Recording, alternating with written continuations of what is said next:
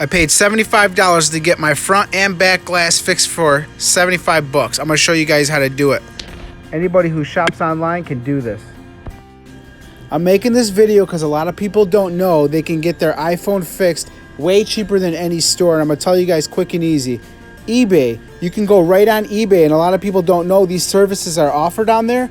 You could type in iPhone 8 Plus front and back glass screen repaired, 75 bucks. You cannot find anybody to do that cheaper. They wanted for my 8 Plus $235 for the front and $75 for the back to be fixed, and they were giving me a deal because I was getting my front and back fixed at once. But got it done for $75. When I found out about this, I go, a lot of people probably don't know that this service is offered and probably use eBay or Amazon and stuff like that.